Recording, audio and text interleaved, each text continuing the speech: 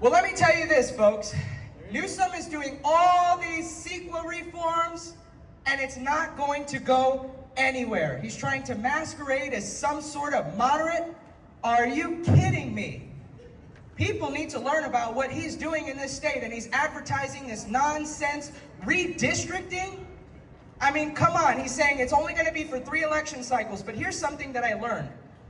When they redistrict these congressional lines, they will try to make it permanent. Every form of tyranny that's advertised as temporary usually becomes permanent, and you don't have to be a historian to know that. You can just look back at our country's history, look back at the basics, and I think you'll do fine. And it's gotten so bad that even Arnold Schwarzenegger is opposed to this. He's like, I am the architect of the Independent Redistricting Commission. And Newsom made several points about these Sacramento legislators doing that all on their own, drawing out these maps with his approval. So essentially, taking that power away from we the people. And if you don't believe me on their deception, they will try to make some sort of false advertisement about this when they go to the ballot with it. They will deceive the voters. The summary that they write won't even be accurate. So people might approve it with a misunderstanding of what it actually does. And this, my friends, is the new form of democratic populism.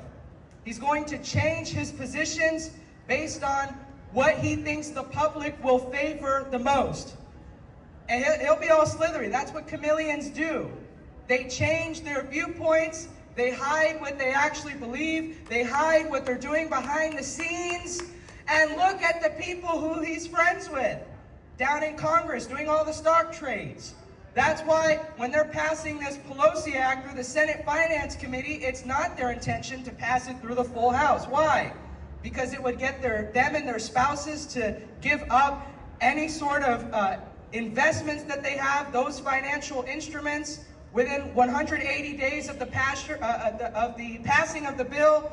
Or like if somebody were to come into Congress, they would have to sell off their financial investments within after 180 days of taking office, and they would subject themselves to a Government Accountability Office investigation. Do you think that the people who Newsom is connected with, the Pelosi's, would want to do this to themselves?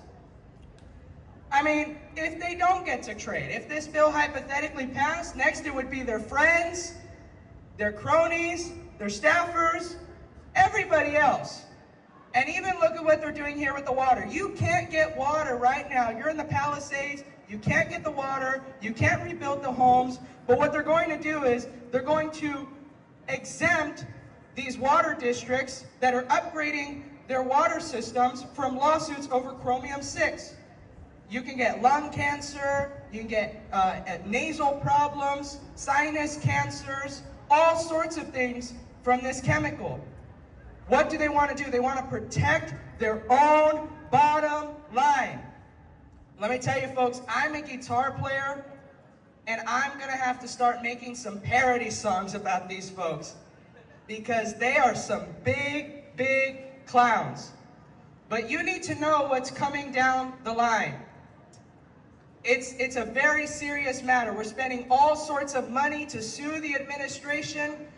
We're spending all sorts of money and sending it to these nonprofits that won't even distribute it to the victims to help them. And we're distributing it to woke nonprofits that promote transgender ideology.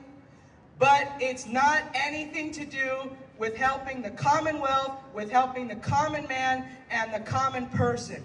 So we need to get this darn governor out and make sure that he does not run for president of the United States, or that if he does, that he gets humiliated terribly and tremendously. Yeah. Thank you very much, everybody. God bless you, and God bless this great country.